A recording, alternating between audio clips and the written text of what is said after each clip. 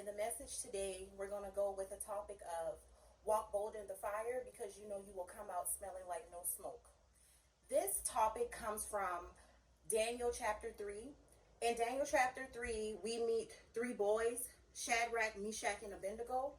And these three boys are faced in a line of fury with the king of Babylon. The king of Babylon wants everyone to bow down to him and worship his idol god. However, these three boys believe in God. These three boys believe in Jesus Christ. So these three boys refuse to bow down to the king of Babylon. The king of Babylon felt high and mighty. He felt so powerful that he felt that he was higher than God, and he felt that everyone would bow down to him. However, these three boys refused to bow down to the king of Babylon. When these three boys refused to bow down to the king of Babylon, he got furious. And this reminds me of myself. The king of Babylon basically wanted these three boys to compromise with him, flesh and blood. And I myself have faced situations to where I felt as though people wanted me to compromise with them. People wanted me to compromise with what their beliefs were based upon what my beliefs were. And I refused, just like these three boys. Shadrach, Meshach, and Abednego refused to compromise and bow down to a man who was not God. They refused to bow down to a man who was not God. They refused to bow down and worship an idol god because they knew who God was. And I myself am the same way. I refuse to bow down and worship any idol god because I know who God is. So, being that these three boys refused to bow down to him, it made him angry. He felt superior.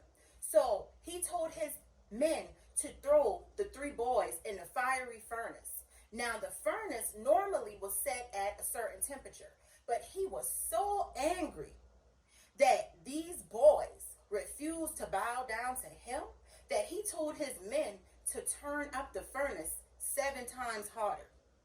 So 7 times harder from the normal temperature. So these three boys, hand tied, feet tied, thrown in the fiery furnace 7 times harder than normal. Moments later, the king of Babylon looked up, and to his surprise, he saw 4 men walking out of the furnace. He saw the 3 boys plus another man that is said to be the Son of God, which we know is Jesus Christ. And those 3 boys came out of that fiery furnace 7 times harder, unbound, unharmed, smelling like no smoke. So I want you all to know today that God is the most powerful. God is the God of all gods. God is the Lord of all lords. He made you. He made me. He made the sun. He made the moon. He made the stars. He made the universe. He made the grass. He made the animals. He made everything. He is the creator, and he is the most high, and he is the most powerful than any other idol god. He is the most powerful than anybody on this planet. And I want you all to know that with him, you can walk bold in the fire, knowing that you will come out smelling like no smoke. I myself have been thrown in the fire 7 times harder, over and over and over and over. But because I failed to compromise with flesh and blood, God allowed me to come out of the fire unharmed, unbound, smelling like no smoke. So I want you all to know today that Jesus is the answer. Jesus is the answer. I can tell anybody that God is the most high. God is the most powerful. I was thrown in the fire and I was left for dead, but I came out unharmed, unbound, smelling like no smoke. So who's the most powerful? God is the most powerful. There's no idol God that can compare to Jesus Christ. There is no idol God that can pull off miracles like Jesus Christ. And even the king of Babylon found that out that day when he decided to throw those 3 boys in the fiery furnace. He was so in awe with the miraculous miracle that God did that he told those people that if they ever said anything about those 3 boys' God, they would be ripped limb from limb and their houses would be torn down.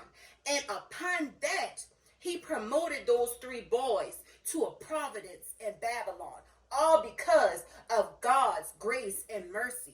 Sometimes God will take your story and use it as his glory. Because I'm going to tell you something about the God that I serve. The God that I serve loves to prove people wrong. The God that I serve loves to prove people wrong. The God that I serve loves to prove people wrong.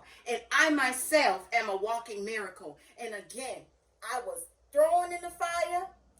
I came out unbound, unharmed, smelling like no smoke. And you too can be the same way if you choose to follow God and submit to the Lord Jesus Christ. So I just wanted to come and I wanted to give that message because I have to be obedient to God. I hope you all are doing your inner work, and I wish you all peace, love, and joy. And I'll see you in the next message. Bye.